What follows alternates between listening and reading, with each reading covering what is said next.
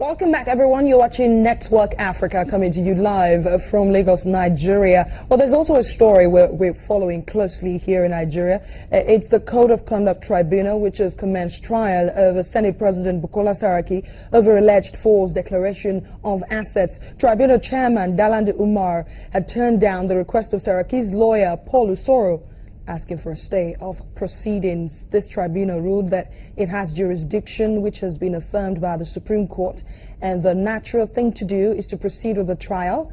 The first witness presented by the prosecution is a detective with the EFCC, Mr. Michael Webpass. The witness said the EFCC received several petitions shortly after the second tenure of the Senate President as governor of Kwara State, one of which came from a group known as Kwara Freedom Network, alleging misappropriation, corruption, and money laundering. He said while investigations were ongoing, the former chairman of the commission, Ibrahim Lamode, received the intelligence report of suspicious transactions by the Senate president, which spurred further investigations. The witness also said that in the course of their investigation, they discovered that there were several companies linked to the defendant.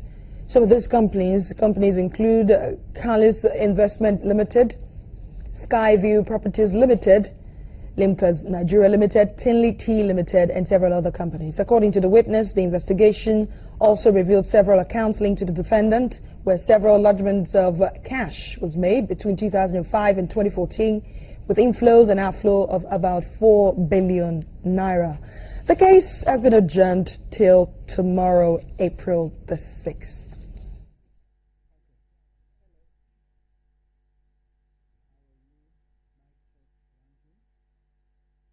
Now, you know, we've been following this post-election violence in Uganda. Uganda police have charged opposition leader Kizza Besigye with conducting an illegal procession. The spokesperson for the police in the capital, Kampala, says Mr. Besigye had disobeyed orders not to drive through the center of the city after thousands mocked his car. According to reports we're getting, Mr. Besigye had been given permission to go to a prayer meeting at his party's headquarters as long as he did not disrupt business in Kampala.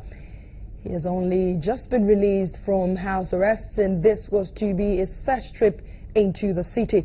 The reports are coming in, but let's get the latest from Uganda. Joshua Poro joins me now on Network Africa. Thank you so much for speaking to us on the program.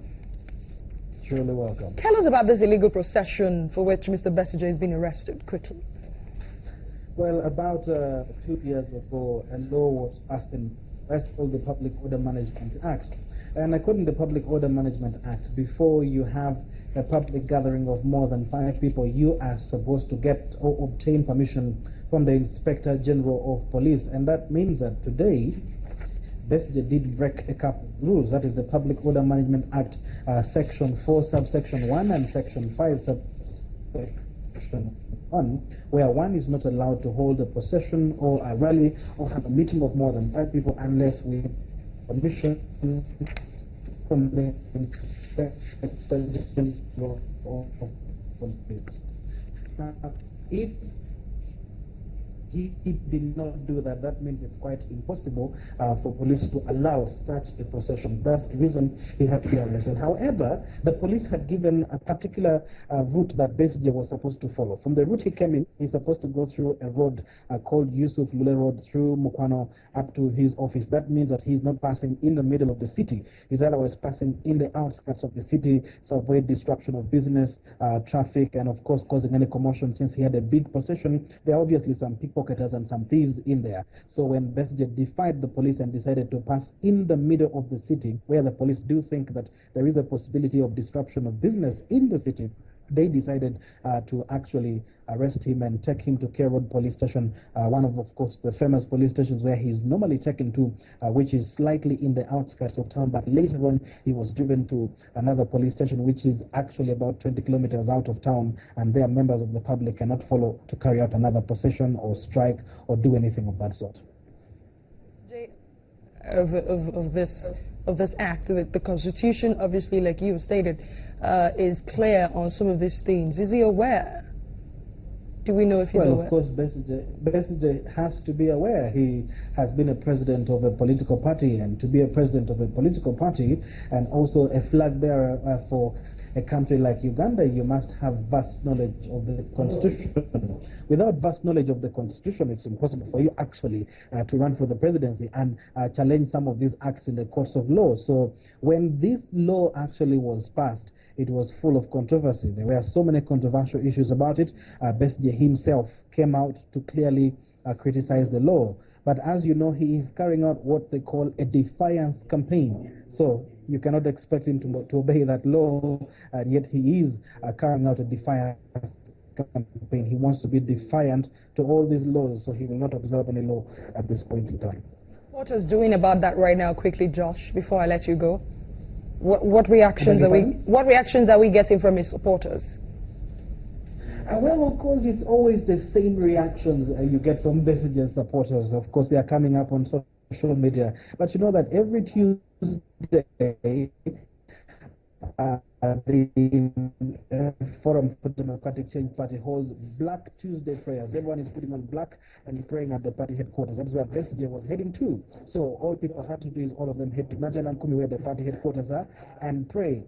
So that the police can release Besigye once again. And of course, they are on social media ranting how relentless the police has been, how inconsiderate the police is, and of course how the police is abusing Besigye's rights as a human being. Human rights are not being observed in this particular case of Besigye. But there's nothing much they can do. All they can do is carry on the processions, come up and talk as much as they want, but otherwise anything else they try to do, all right, Josh. them down. In Uganda, nothing is taken for granted. 2 days ago, the president promised he's going to clamp down on opposition protests. So we can't expect anything more. Okay, Joshua Poro, thank you so much for bringing us the latest on this issue. We do appreciate your time on Network Africa. Well, the year 2018 is a year many Angolans are looking forward to. This is because President Jose Eduardo dos Santos, who has been in power since 1979 and one of Africa's longest ruling leaders, revealed he is planning to step down in 2018. The president gave no reason for his decision, and there have been many reactions to that statement. Angola's president, Jose Eduardo dos Santos, recently announced that he plans to step down in 2018. His statement left many wondering about the country's future and next leader. Dos Santos has been in power since 1979 and is one of Africa's longest ruling leaders. I took the decision to leave active political activity in 2018. Angola holds its next parliamentary election in 2017, and the leader of the winning party will then become president. Dos Santos' mild, inscrutable public demeanor belies his tight control of Angola, a former Portuguese colony where he has overseen an oil-backed economic boom and the reconstruction of infrastructure devastated by a 27-year-long civil war that ended in 2002. Some Luanda residents expressed surprise that Dos Santos had decided not to step down before the next election. People are already tired of having the same governance for 40 years. We have several opposition parties and many individuals who are able to govern. What we want is to diversify not only the economy, but also the governance of the country.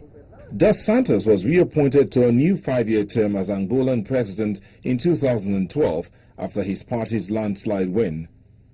Critics accuse him of mismanaging Angola's oil wealth and making an elite, mainly his family and political allies, vastly rich while millions struggle with poverty. Luis Jimbo is the executive director of the Angolan Institute for Electoral Systems and Democracy. He says the current leader will probably maintain the power behind the seat of the presidency even after stepping down. A succession can drag with it the transition.